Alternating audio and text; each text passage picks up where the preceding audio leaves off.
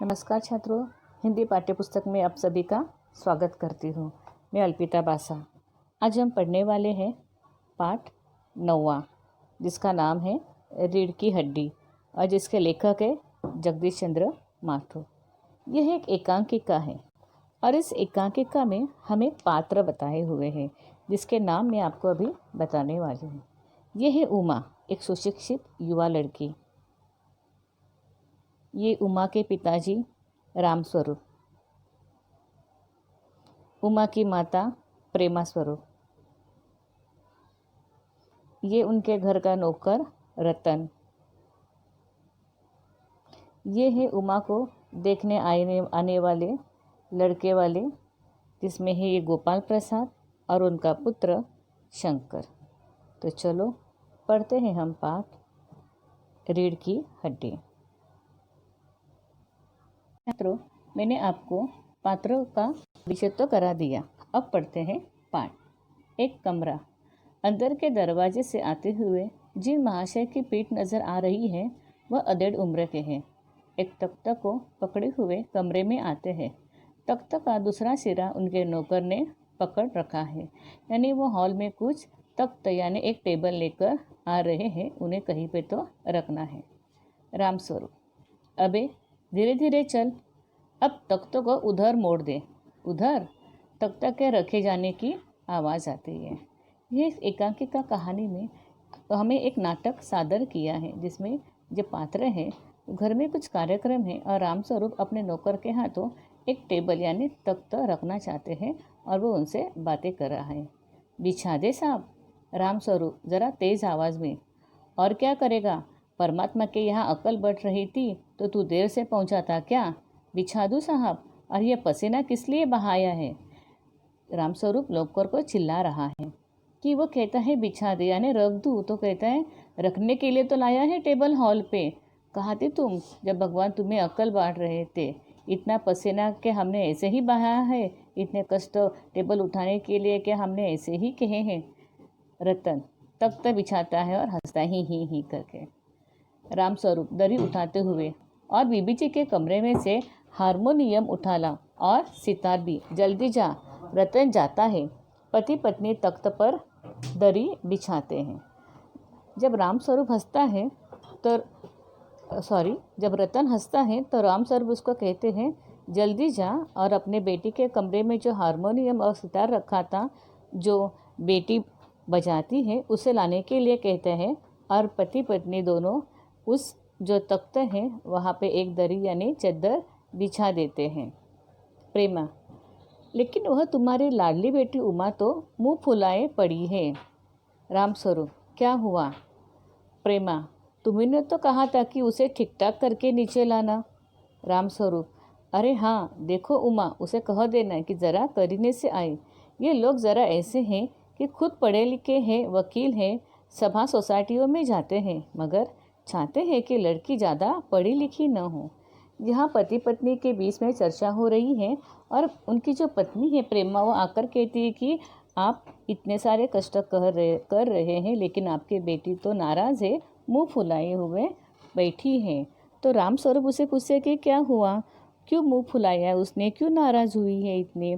तो तुम्ही ने तो कहा था कि उसे ठीक ठाक करके लाने के लिए, यानी अच्छे से साड़ी पहना कर अच्छे से बंधन कर उसको आने के लिए कहा है, क्योंकि आज उमा को देखने के लिए लड़के आने वाले थे।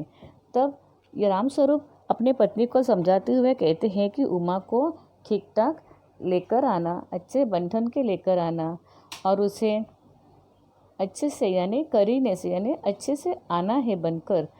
तो यहाँ पे जो लड़के वाले हैं बहुत पढ़े लिखे हैं, अच्छे घराने से हैं, लेकिन उनके विचार अगर देखे जाए तो स्त्रियों के प्रति उनके विचार दकियानुसी हैं, क्योंकि वे खुद पढ़े लिखे हैं, वकील हैं, बड़े बड़े सभा सोसाइटियों के कार्यक्रम में जाते हैं, लेकिन उनका मानना है कि शादी करनी है तो पढ़ी लिखी लड़की से न करते हुए कम पढ़े लिखे लड़की से करना चाहिए।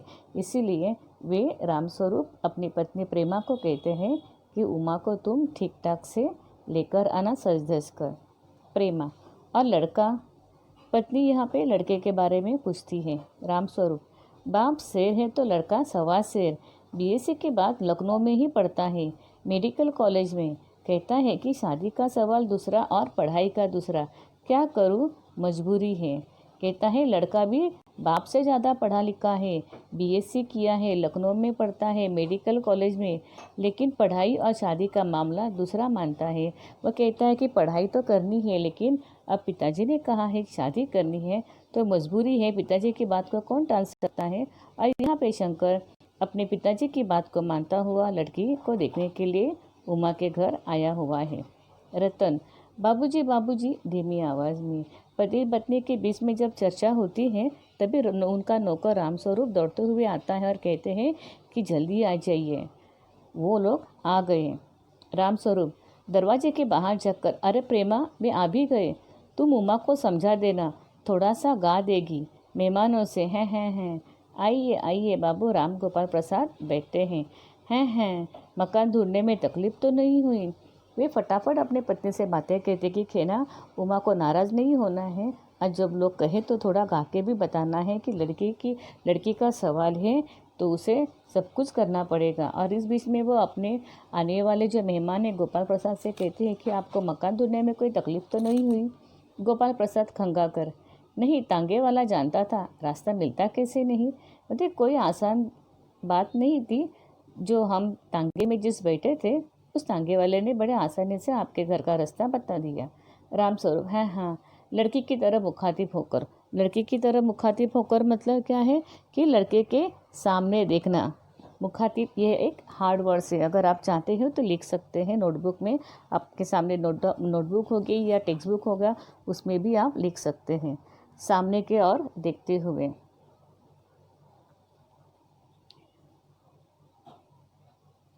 और कहिए शंकर बाबू, कितने दिनों की छुट्टियां हैं? जी, कॉलेज की तो छुट्टियां नहीं हैं, वीकेंड में चला आया। जब रामस्वरूप शंकर से बातें करते हैं तो वह कहते हैं कि जी नहीं, मुझे कॉलेज की छुट्टी नहीं है, बस वीकेंड था। यानी हफ्ते में जब सैटरडे संडे छुट्टी रहती है, इस रूप में वो वीकेंड में अपने घर चला आया था, तो पिताजी उसे लड़के दिखाने के लिए लेकर चले आए। रामस्वरूप, तो आपके कोर्स खत्म होने में तो अब साल भर रहा होगा? जी, यही कोई साल 2 साल। रामस्वरूप, साल 2 साल? शंकर हंसते हुए, हैं जी, 1 आध साल का मार्जिन रखता हूँ। यानी उसे ज़रा भी शर्म नहीं है। जब उनको पूछते कि आपका कोर्स कब खत्म होगा, आपकी बीएससी कब पूरी होने वाली, तो कहते यही 2-3 साल में, साल 2 साल में पूरी हो गई। तो रामस्वरूप समझ नहीं पाते कि साल 2 साल मतलब क्या। तो हंसते हुए कहते कि शायद अगर फेल हो गया तो 1 आध साल ज़्यादा मेरा बढ़ सकता है, इसके लिए उन्होंने मार्जिन रख के कहा कि साल 2 साल है मुझे मेरा कोर्स कंप्लीट करने के लिए। गोपाल प्रसाद अपनी आवाज़ और तरीका बदलते हुए, अच्छा तो साहब फिर बिजनेस की बातचीत हो जाए। लड़के वाले हैं तो थोड़ा आवाज़ में रोब बनाते हुए कहते हैं, चलो आओ हम बिज़नेस की बात करते हैं। बिज़नेस की बात नहीं, यहाँ पे उन्हें बात करनी है कि लेन देन की। शादी का मामला है तो लेन देन होना बहुत ज़रूरी है। रामस्वरूप चौंक कर, बिजनेस? तभी वो समझ जाते, अच्छा लेन देन, ओहो अच्छा, लेकिन ज़रा नाश्ता तो कर लीजिए। गोपाल प्रसाद, यह सब आप क्या तकल्लुफ़ करते हो? तकल्लुफ़ यानी क्यों इतनी आपने तकलीफ़ की है? ज़रूरी नहीं था कि नाश्ता पानी देना, ये तो कहने वाली बात है, लेकिन देना तो ज़रूरी होता है। तो ये कहते कि आपने तकल्लुफ़ यानी शिष्टाचार क्यों किया, इतनी तकलीफ़ क्यों उठाई? रामस्वरूप, हैं तकल्लुफ़ किस बात का? यह तो मेरी बड़ी तकदीर है कि आप मेरे यहाँ तशरीफ़ लाई। अंदर जाते हैं। उनको लेकर वह कमरे के अंदर यानी हॉल में आते हैं। गोपाल प्रसाद अपने लड़के से, क्यों, क्या हुआ? शंकर, कुछ नहीं। गोपाल प्रसाद झुककर, क्यों बैठे हो? ब्याह तय करने आए हो? कमर सीधी करके बैठो। तुम्हारे दोस्त ठीक कहते हैं कि शंकर की बैकबोन। वो अपने बेटे को चिल्ला रहे कि बेटा दबा हुआ चुपचाप बैठा हुआ है। तब वो अपने बेटे को डांटते हुए कहते हैं कि तुम्हारे जो दोस्त है वो हमेशा कहते हैं कि इसमें हिम्मत नहीं है, धाड़स नहीं है, यानी इसको बैकबोन नहीं है। बैकबोन का मतलब क्या है कि रीढ़ की हड्डी, यानी ये अपनी बातों पे जैसे हम कहते हैं ना कि वो अपने विचारों पे ठाम नहीं रहता है। इतने में जब रामस्वरूप चाय की ट्रे ले आते हैं तो अपने बेटे को न डांटते हुए वो चुप बैठ जाते हैं। गोपाल प्रसाद, आखिर आप माने नहीं? रामस्वरूप चाय प्याले में डालते हुए, हैं आपको विलायती चाय पसंद है या हिंदुस्तानी? गोपाल प्रसाद, नहीं साहब, मुझे आधा दूध और आधी चाय दीजिए। और ज़रा चीनी भी ज़्यादा डालिएगा। जब वो चाय पूछते हैं तो मानो ये चाय पीते नहीं, बड़े घर के लोग हैं, दूध यानी उन्हें पानी नहीं चाहिए, दूध वाली चाय चाहिए। तो इस तरह से वो दूध वाली चाय मंगाते हैं और उसमें चीनी यानी मीठा डालने के लिए कहते हैं। तभी उनका बेटा खंगारता है और कहता है, सुना है सरकार अब ज़्यादा चीनी लेने वालों पर टैक्स लगाएगी। ज़्यादा चीनी यानी वो अपने पिताजी को एक टॉन्ट कर देता है कि आप ज़्यादा चीनी लेते हैं, यानी आप ज़्यादा ही कुछ लालच कर रहे हैं। इसके लिए वो कहता है कि ज़्यादा लालच करने वाले पे सरकार टैक्स लगाएगी, यानी आप ज़्यादा चीनी मत लेना। गोपाल प्रसाद चाय पीते हुए, सरकार जो चाहे वह कर ले, मगर आमदनी करनी है तो सरकार को बस एक ही टैक्स लगाना चाहिए। रामस्वरूप शंकर को प्याला पकड़ाते हुए, वह क्या वो बात को काटते हुए कहते कि जो चाहे हो, सरकार को टैक्स लेना है नहीं लेना है, लेकिन सरकार को तो एक टैक्स कंपलसरी रखना है। तो रामस्वरूप अचरज में पड़ जाते किस बात पे, तो वह कहते वह क्या। गोपाल प्रसाद हंसते हुए कहते हैं खूबसूरती पर टैक्स। रामस्वरूप और शंकर दोनों हंस पड़ते। मजाक नहीं साहब, यह ऐसा टैक्स है जनाब, देने वाले भी चू भी ना करेंगे। सही बात है ना, खूबसूरती पे टैक्स होना वो मानते हैं कि उनको लगता है कि खूबसूरती पे टैक्स के ऊपर जो भी चीज़ें बिकती है उसको लेने में और देने में सरकार को और लोगों में कोई परेशानी नहीं होगा, सब कुछ चुपचाप देंगे। यानी इनडायरेक्टली वो बताना चाहते हैं कि अगर लेन देन का मामला है तो शादी ब्याह में खूबसूरती को देखना ज़रूरी है। लड़की खूबसूरत है और अच्छी है तो शायद वह कम दहेज ले सकते हैं, लेकिन अगर लड़की खूबसूरत नहीं है, पढ़ी लिखी ना हो, तो वो ज़्यादा दहेज ज़्यादा मांग कर सकते हैं। इनडायरेक्टली वो इस प्रकार की बातें करते हैं। रामस्वरूप जोर से हंसते हुए, वाह वाह वाह वाह, खूब सोचा आपने। वाकई आजकल खूबसूरती का सवाल भी बेढब हो गया है। हम लोगों के ज़माने में तो यह कभी उठा भी न था। तस्तरी गोपाल की तरफ बढ़ाते हुए, लीजिए। तस्तरी यानी छोटी सी खाने की डिश जिसमें कुछ उन्होंने नाश्ता दिया होगा, समोसा या कोई अन्य पदार्थ। गोपाल प्रसाद समोसा उठाते हुए, कभी नहीं साहब, कभी नहीं। रामस्वरूप शंकर की तरफ मुखातिब होकर, आपका क्या ख्याल है शंकर बाबू। शंकर, किस मामले में। यह कि शादी तय करने में खूबसूरती का हिस्सा कितना होना चाहिए। जब ये बात रामस्वरूप शंकर से पूछना चाहते हैं तभी गोपाल प्रसाद बीच में ही बात को काट देते हैं। कहते हैं, यह बात दूसरी है बाबू रामस्वरूप, मैंने आपसे पहले भी कहा था, लड़की का खूबसूरत होना निहायत ज़रूरी है। जायज़ा यानी जन्म पत्रिका तो मिल ही गया होगा। यानी जब रामस्वरूप से ये बात पूछी जाती, रामस्वरूप जो शंकर से बातें पूछना चाहते हैं तो गोपाल प्रसाद बीच में ही बात काट देते हैं, क्योंकि शंकर कुछ कहे तो उनसे पहले ही वो बताना चाहते हैं कि नहीं, हमें लड़की खूबसूरत ही चाहिए और साथ ही जन्म पत्रिका भी मिलना उतना ही ज़रूरी है। रामस्वरूप जी, जायज़े का मिलना की क्या मुश्किल बात है, ठाकुर जी के चरणों पर रख दिया, बस खुद ब खुद मिला हुआ समझिएगा। शंकर भी हंसता है, मगर गोपाल प्रसाद गंभीर हो जाते हैं। रामस्वरूप मानते नहीं हैं तो कहते हैं कि भगवान के चरणों में अगर हम अपनी पत्रिका रख देते हैं तो भगवान हमें आशीर्वाद दे देते हैं, पत्रिका तो मिल ही जाएगी। ये बात जो है वो गोपाल प्रसाद को पसंद नहीं आती, इसलिए वो गंभीर हो जाते हैं। गोपाल प्रसाद, लड़कियों को अधिक पढ़ने की ज़रूरत नहीं है, सिलाई पुलाई कर ले बस। इस बात को काटते हुए कहते कि लड़कियां क्या है, खूबसूरत होना चाहिए और उनको घर का काम ही आना चाहिए। इसके लिए वह कहते हैं कि लड़कियों को पढ़ने की ज़रूरत नहीं है, जो घर के काम होते हैं, सिलाई करना या सिलाई पुराई, मतलब पुराई नहीं होता है, बस बोलने वाली बात है कि सिलाई करना या पेंटिंग करना या चित्रकारी करना, जो भी घर के काम है वो उसको आने चाहिए। रामस्वरूप, हाँ हाँ। मेज को एक तरफ सरका देते हैं, फिर अंदर के दरवाजे की तरफ मुँह कर जरा जोर से, अरे ज़रा पान भिजवा देना। उमा पान की तस्तरी अपने पिता को देती है। उस समय उसका चेहरा ऊपर हो उठ जाता है और नाक पर रखा चश्मा सुनहरी रिम वाला चश्मा दिखता है। बाप बेटे चौंक जाते हैं। अब लड़की को बुलाने की बारी आती है। नाश्ता तो चाय पानी उन्होंने दे दिया था, लड़की बुलाने के लिए जो पान की तस्तरी लेकर बुलाते हैं तो वो उमा जब उनको देने जाती है तो उमा के चेहरे पर वह चश्मा देखकर दोनों भी चौंक जाते हैं। क्यों, पुराने ज़माने में शादी ब्याह के जब बात आती है तो लड़की को चश्मा होना बुरी बात मानी जाती है, यानी लड़की में कुछ कमी है ऐसा माना जाता था। इसी कारण यहाँ पे जब उमा के चेहरे पर चश्मा देखते हैं तो वो दोनों भी चौंक जाते हैं और एक साथ बोल उठते हैं, चश्मा। रामस्वरूप घबरा जाते हैं, यानी सक पकाकर, जी वह पिछले महीने में उसकी आंखें दुखने लग गई थी, सो कुछ दिनों के लिए चश्मा लगाना पड़ रहा है। अब वो बता नहीं सकते कि बच्ची मेरी जो है वह पढ़ी लिखी है, इसी कारण उसको चश्मा लगा है। वो झूठा बहाना बनाते हैं कि उसके सर में दर्द हो रहा था, आंखें दुख रही थी, इसके लिए कुछ महीनों के लिए चश्मा लगा दिया है। गोपाल गोपाल प्रसाद, पढ़ाई वढ़ाई की वजह से तो नहीं, उन्हें डाउट आता है तो वो पूछते कि ज़्यादा पढ़ाई करने की वजह से तो आपको बेटे को चश्मा नहीं लग गया, क्योंकि उनको पढ़ी लिखी बहू नहीं चाहिए थी।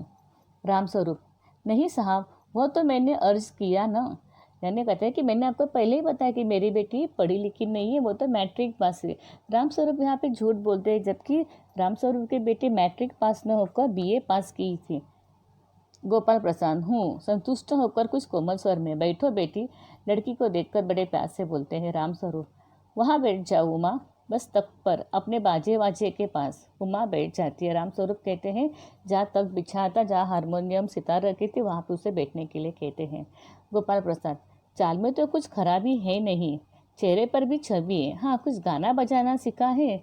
अब गोपाल प्रसाद ने जब उमा को तख्त के पास बैठा हुआ देखा, तो देखो लड़की को किस तरह से देखा जाता है। यहाँ पे वो जब उमा चलती है तो वो देखते हैं कि हाँ लड़की के चलने में कुछ खराबी नहीं है, यानी लड़की चलती है तो लड़खड़ाती हुई नहीं चलती, अच्छी है।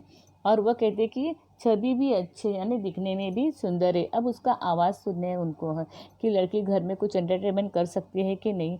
तो वो पूछते कि क्या गाना बजाना उसको आता है। तभी रामस्वरूप, जी हाँ, सितार भी और बाजा भी। सुनाओ तो उमा एकांत गीत सितार के साथ। उमा सितार पर मीरा का मशहूर भजन मेरे तो गिरधर गोपाल गाना शुरू कर देती है। उसकी आंखें शंकर की झेपती सी आंखों से मिल जाती हैं और वह गाते गाते एकांत रुक जाती हैं। जब पिताजी कहते हैं तो बेटी गाना गा देती है। वो भगवान मीरा का मेरे तो गिरधर गोपाल यह गाना गाती है, और गाते गाते जब वह शंकर को देखती है तो वह एकदम से रुक जाती है। रामस्वरूप, क्यों, क्या हुआ? गाने को पूरा करो उमा। वो अपने बेटी को कहती है कि गाना पूरा कर दे, आधा क्यों रखा है?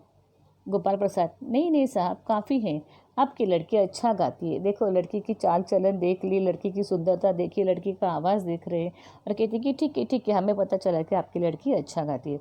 उमा सितार रखकर अंदर जाने को बढ़ती है। गोपाल प्रसाद, अभी ठहरो बेटी। रामस्वरूप, थोड़ा बैठो बेटी उमा। गोपाल प्रसाद, तो तुमने पेंटिंग वेंटिंग भी सीखी है? एक ही लड़की में सारे गुण होना चाहिए। अब उसको पूछते हैं, तुम्हें पेंटिंग वेंटिंग भी आती है? उमा चुप। हाँ वह तो मैं आपको बताना भूल गया, यह जो तस्वीर टंगी हुई है कुत्ते वाली, इसी ने बनाई है, और वह उस दीवार पर भी है। तभी उसके पिताजी बोल उठते हैं कि हाँ मेरी बेटी तो कला गुण संपन्न है, उसे सब कुछ आता है, वह दिखने में सुंदर है, उसको संगीत आता है, सिलाई बुनाई कर लेती है, उसे पेंटिंग भी आती है। ये जो हमने दीवार पर कुत्ते वाली तस्वीर टंगाई है वो उमा ने ही बनाई है। गोपाल प्रसाद, यह तो बहुत अच्छा है। और सिलाई वगैरह? रामस्वरूप, सिलाई तो सारे घर की इसी के जिम्मे रहती है, यहाँ तक कि मेरी कमीज़ की भी। हाँ हाँ, हंसते हैं वो कहते कि वो तो हमारे घर के सारे कपड़े यही सिलाती है, कुछ भी हो उमा हमारे कामों में एक्सपर्ट है। गोपाल प्रसाद, यह तो बहुत अच्छा है। ठीक, लेकिन हाँ बेटी, तुमने कुछ इनाम विनाम भी जीते।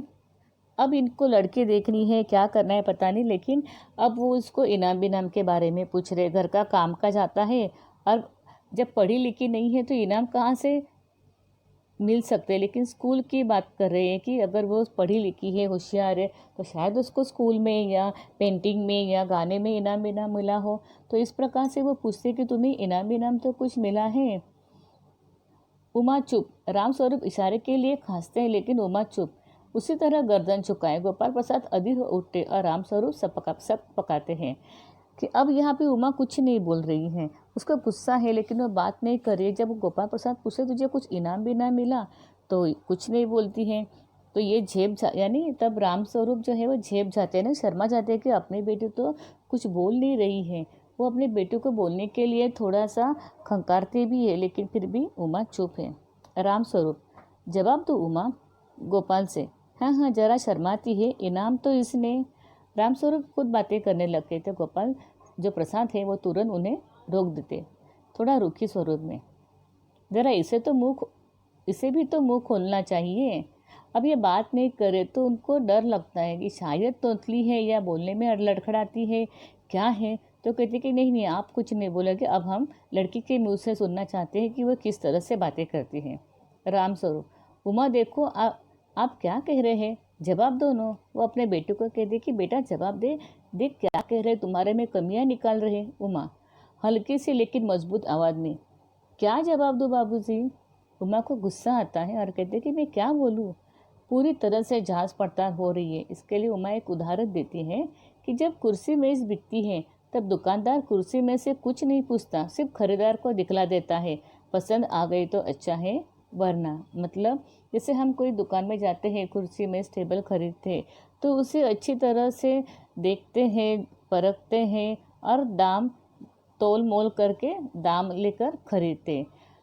वैसे ही यहाँ पे लड़की को वो देख रहे हैं, परख रहे हैं, सब कुछ उसके देख रहे हैं। तो कहती कि मेरी तो कोई यहाँ पे पूछताछ ही नहीं है, मेरे बारे में कोई विचार ही नहीं कर रहा है, बस मेरा दाम चल रहा है, मोल कर रहे हैं, मैं क्या बोलूँ फिर।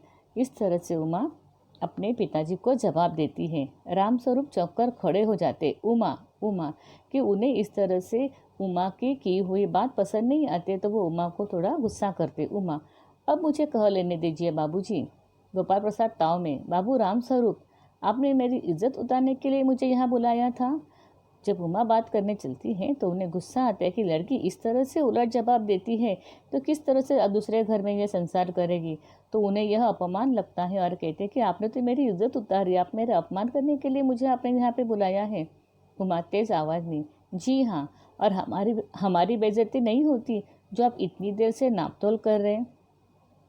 रामस्वरूप कुछ नहीं कहते। उमा ही उन्हें उत्तर देती है कि आपकी बेइज्जती हो रही है, आपका अपमान हो रहा है और हमारा अपमान नहीं हो रहा है, जबकि आप एक बेटी को अपने घर में शादी करके ले जाने आए हैं, लेकिन उसकी किस तरह से आप जांच पड़ताल कर रहे हैं। ये हमारी बेइज्जती नहीं है कि आपको नारी सम्मान नहीं है, कि आपको नारी की इज्जत नहीं है। कब से देख रही आपका नापतोल चल रहा है। शंकर, बाबूजी चलिए। इस बीच में शंकर कुछ नहीं कहता है, डर जाता है और अपने पिताजी को चलने के लिए कहता है। गोपाल प्रसाद, क्या तुम कॉलेज में पढ़ी हो। इस तरह की उमा के विचार देखकर गोपाल प्रसाद को शक होता है और वह तुरंत पूछता है कि तुम कॉलेज में पढ़ी हो। यहाँ पे वो रामस्वरूप की तरफ देखते हैं तो वह उसके पिता चुप है।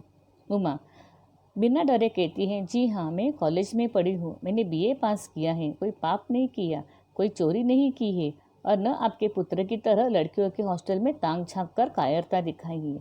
यहाँ पे बताना चाहती हूँ कि जब उमा बिना डरे निसंकोच से गोपाल प्रसाद से बात करती है, जब उमा को गाने के लिए कहा जाता है और उमा जब गाते गाते शंकर की ओर देखकर रुक जाती है, गाना बंद करती है, तब उसे शंकर को देखकर कुछ याद आ जाता है और उसे गुस्सा भी आता है। तब अब वो अपनी भड़ास, अपना गुस्सा निकाल कर कहती है कि जी हाँ, मैंने बीए पास किया है, कोई पाप नहीं किया, चोरी नहीं किया, आपका लड़का जो है वह बेहद खराब है, लड़कियों के हॉस्टल में ताक झाँक करता है, कायरता दिखाता है, डरपोक है, आपकी लड़की की तरह मैं डरपोक नहीं है। फिर वह उसके जो गोपाल प्रसाद का लड़का है उसका पूरा भांडा फोड़ देती है। कहती है, मुझे अपनी इज्जत, अपने मान का ख्याल तो है, लेकिन इनसे पूछिए ये किस तरह नौकरानी के पैरों में पड़कर अपना मुंह छिपाकर भागे थे। यानी जिस तरह से उसने काला काम किया है, जैसे बुरा नाम है, इसका बदनाम है, जैसे उमा ने मार खाते हुए देखा था। यह देखकर उमा को गुस्सा आता है और वह गाना बंद करती है। यह बात वो उस गोपाल प्रसाद को बता देती है कि तुम्हारा लड़का कितना खराब है। रामस्वरूप, उमा उमा उमा को उसके पिताजी चुप कराना चाहते हैं। गोपाल प्रसाद गुस्से में, बस हो चुका रामस्वरूप, आपने मेरे साथ दगा किया, आपकी लड़की बीए पास है और आपने मुझसे कहा था कि सिर्फ मैट्रिक तक पढ़ी है। दरवाजे की ओर बढ़ते हुए गोपाल प्रसाद का गुस्सा आता है। वो अपने अपमान सहन नहीं कर पाते, बेटे का अपमान सहन नहीं कर पाते, सच्चाई उन्हें बुरी लगती है। वो तुरंत दरवाजे की तरफ जाते हैं और कहते हैं कि आपने मुझसे धोखा दिया, आपकी बेटी पढ़ी लिखी है, आपने मुझसे झूठ कहा, इसके लिए हम जा रहे हैं, ये शादी नहीं होगी, हमें आपकी लड़की पसंद नहीं है। जाते जाते उमा कहती है, जी हाँ, ज़रूर चले जाइए, लेकिन घर जाकर ज़रा यह पता लगाइए आपके लाडले बेटे की रीढ़ की हड्डी भी है या नहीं, यानी बैकबोन। यहाँ पे उमा जो है उनके गोपाल प्रसाद को बताना चाहता है कि आपका बेटा कितना कायर है, डरपोक है, उसके अपने खुद के विचार नहीं है, तो यह लड़का आगे चलकर क्या काम करेगा, कैसे रहेगा। तो ज़रा अपने बेटे को भी देखिए, अपने बेटे को समझाइए। इस तरह से उमा गोपाल प्रसाद को जवाब देते हैं। यहाँ पे बापू गोपाल प्रसाद के चेहरे पर बेबसी का गुस्सा है। अपने लड़के से रुलासापन दोनों बाहर चले जाते हैं। उमा सहसा चुप हो जाती है। इस तरह से यहाँ पे उमा जो है गोपाल प्रसाद को खरी खोटी सुनाकर नारी सम्मान करती है। लेखक ने भी हमें यहाँ पे यही बताया है कि पुराने दकियानुसी विचार को छोड़कर हमें एक स्त्री का महत्व जानना है, उसको सम्मानित करना है। यह बात उन्होंने हमें इस एकांकिका द्वारा यहाँ पे हमें बताई है। तो छात्रों, आज हमने ये जो पाठ पढ़ा है, इस पाठ में हमें लेखक ने पुराने दकियानुसी विचार को छोड़कर नारी सम्मान के महत्व को हमें महत्वपूर्ण बात प्रदान करने के लिए कही है। अब छात्रों, यहाँ पे उन्होंने हमें स्वाध्याय दिया हुआ है। अक्सर मैंने आपको पाठ पढ़ाने के बाद स्वाध्याय खुद ही सारे उत्तर बताए हैं और लिख के दिए, लेकिन अब ये स्वाध्याय आपको करना है। देखो, यहाँ पे संजाल दिया है, रिश्ते बताया है। राम स्वरूप और उमा का क्या रिश्ता है, राम स्वरूप उसका पति पत्नी कौन है, यहाँ पे आपको लिखना है। शंकर और गोपाल का रिश्ता क्या है, नौकर और मालिक कौन है। इस तरह से यहाँ पे आपको ये सारा स्वाध्याय दिया है। पाठ्य पुस्तक में से नीचे जितना स्वाध्याय है आपको यहाँ पे अपने हिंदी नोटबुक में पूर्ण करना है। तो छात्रों, आज का पाठ हमारा यहीं पे ख़त्म हो जाता है। धन्यवाद। छात्रों, आपने पाठ तो देखा, रीढ़ की हड्डी। मुझे यकीन है आपको समझ में भी आया होगा। तो अभी हम पढ़ने वाले हैं रीढ़ की हड्डी पाठ का स्वाध्याय। तो चलो देखते हैं रीढ़ की हड्डी का स्वाध्याय।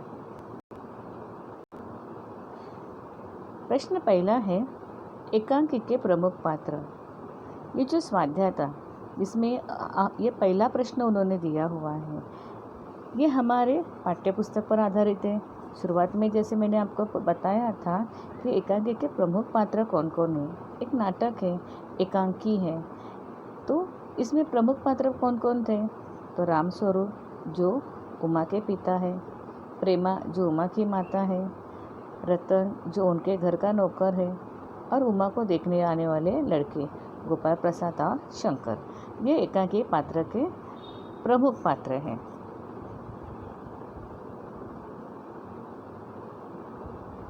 फिर दूसरा प्रश्न है रिश्ते। एक दूसरे से इनका क्या रिश्ता है। राम स्वरूप और उमा, इन दोनों का एक दूसरे से क्या रिश्ता है। तो राम स्वरूप और उमा का रिश्ता है पिता और पुत्री का। राम स्वरूप और प्रेमा, इन दोनों का एक दूसरे से रिश्ता क्या है। तो राम स्वरूप और प्रेमा, इन दोनों का रिश्ता है पति पत्नी का। रतन और राम स्वरूप, इनका रिश्ता क्या है। तो रतन राम स्वरूप का नौकर है, तो इनका रिश्ता नौकर और मालिक का होगा। बाय मिस्टेक से भी अगर आपने मालिक और नौकर लिखा, आपको लगेगा रिश्ते लिखने हैं तो नौकर और मालिक या मालिक और नौकर लिखा तो क्या फ़र्क पड़ता है। देखो, फ़र्क पड़ता है, क्योंकि रतन ये पहला नाम है जो नौकर है, राम स्वरूप ये दूसरा नाम बताया उन्होंने जो मालिक है। अगर आप मालिक नौकर लिखते हो तो रतन मालिक हो जाएगा, राम स्वरूप नौकर हो जाएगा, और उत्तर पूरी तरह से गलत हो जाएगा। इसीलिए आपको अगर लिखना है तो जहाँ पे रतन है वहाँ पे नौकर, वहाँ जहाँ पे राम स्वरूप है वहाँ पे मालिक ही लिखना है, तभी आपको उसके पूरे अंक मिल सकते हैं। शंकर और गोपाल प्रसाद, इन दोनों का रिश्ता क्या है। तो शंकर और गोपाल प्रसाद ये दोनों पिता पुत्र हैं। तो आपको रिश्ते समझ में आए कैसे लिखने हैं। इसके बाद व्यावसायिक शिक्षा के नाम। व्यावसायिक शिक्षा के नाम यहाँ पे बताए गए हैं, वकील और मेडिकल। अक्सर ये प्रश्न जब बोर्ड में आता है और परीक्षा में डाला था तो बच्चे बीएससी, बीकॉम या वकील या बीएससी मेडिकल ऐसे लिखते हैं, तो ये गलत है। व्यवसाय क्या है, तो यहाँ पे वकील और मेडिकल ये दो बताएं तो यही लिखना है। यहाँ पे हमें किसी भी प्रकार की डिग्री नहीं लिखनी है। तो व्यवसायिक शिक्षा के नाम आपको पता चले, वकील और मेडिकल। शास्त्रीय संगीत के प्रयुक्त वाद्यों के नाम। जो वाद्य, जो इंस्ट्रूमेंट जिसे हम कहते हैं, जो उमा जो बजा रही थी उसके नाम। तो हारमोनियम और सितार।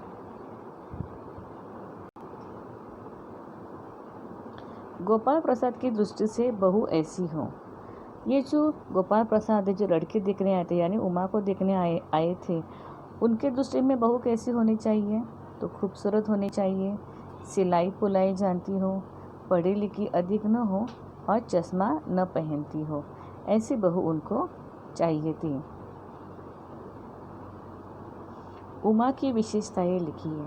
उमा की क्या विशेषता है, उसको क्या क्या आता है, कौन कौन सी खूबियाँ हैं? तो उमा सितार और बाजा बजाती है, चेहरे पर छवि है, छवि यानी सुंदर है, अच्छा गा लेती है और पेंटिंग और सिलाई भी उसे करनी आती है। तो इस तरह से उमा की चारों विशेषताएं हम लिखेंगे। कारण लिखिए। बाप बेटे चौंक उठे। बाप बेटे चौंक उठे क्यों, यानी कारण आ गया, क्योंकि उन्होंने उमा के चेहरे पर सुनहरी रिम वाला चश्मा देखा। दूसरा प्रश्न है, उमा को चश्मा लगा, क्या कारण है उमा को चश्मा लगाने का? तो पिछले महीने में उमा की आंखें दुखने लगी थी, इसलिए उसने चश्मा लगाया था। फिर तीसरा प्रश्न है, राम स्वरूप ने हारमोनियम उठाकर लाने को कहा, क्यों? क्योंकि जो लड़के वाले आए थे उनको उसे बजाकर दिखाना था। तो लिखेंगे उत्तर में, गोपाल प्रसाद और शंकर को दिखाना चाहते थे कि उनकी उमा लड़की हारमोनियम बजाना जानती है। चौथा प्रश्न है, उमा को गुस्सा आया। किस बात का उमा को गुस्सा आया? क्योंकि गोपाल प्रसाद उमा के चश्मे, उसके गाने बजाने, पेंटिंग, सिलाई पुलाई और पढ़ाई के बारे में एक के बाद एक सवाल कर रहे थे।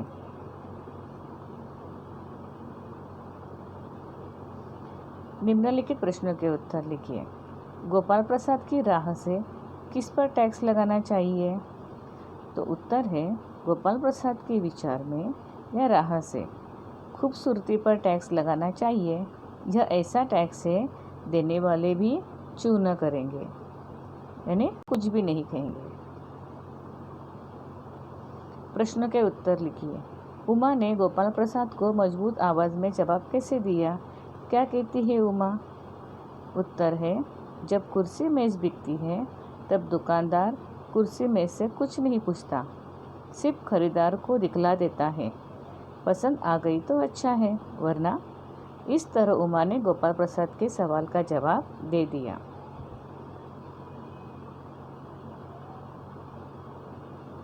अब यहाँ पे व्याकरण है, कृदंत बनाइए और शब्द युग्म पूर्ण कीजिए। कृदंत जो शब्द है यानी क्रिया, तो ये जो कृदंत शब्द है उन्होंने बताए हैं पढ़ना का कृदंत आता है पढ़ाकू। फिर है समझना, समझना का कृदंत है समझदार। सीना का कृदंत है सीने वाला और चाहना का कृदंत है चाहत। वैसे ही निम्नलिखित शब्द युग्म हमें बताने हैं, जैसे पढ़े का पढ़े लिखे, सभा का सभा सोसाइटी, पेंटिंग का पेंटिंग वेंटिंग, सीधा का सीधा साधा। ये सारे शब्द युग्म जो है वह पाठ्य पुस्तक में से ही दिए गए हैं, जिसे हमें ढूंढकर लिखना है।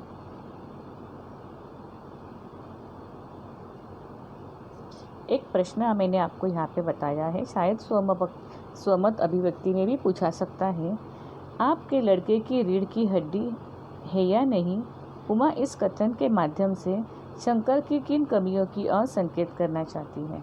ये जो शंकर है चुपचाप बैठा हुआ था, उसके पिताजी गोपाल प्रसाद भी उसे कहते हैं कि तुम्हारे दोस्त ने कहा कि तुम्हारी रीढ़ की हड्डी है ही नहीं, तो क्या कारण है, क्या कमी है शंकर में? तो उसका उत्तर यहाँ पे बताया गया है, जिस तरह मकान नींव पर निर्भर रहता है, उसी प्रकार मानव का शरीर रीढ़ की हड्डी पर निर्भर रहता है।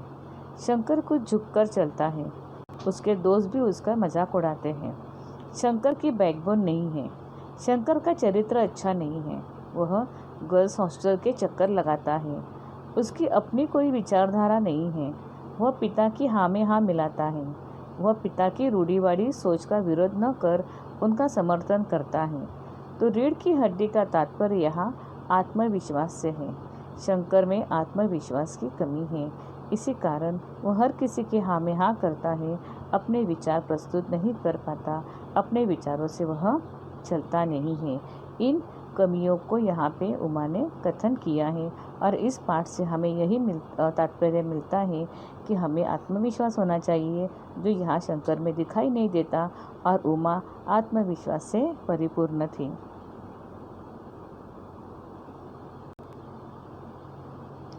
छात्रों, हमारा यहाँ पे पाठ खत्म हो जाता है और हमारा स्वाध्याय भी खत्म हो जाता है। धन्यवाद।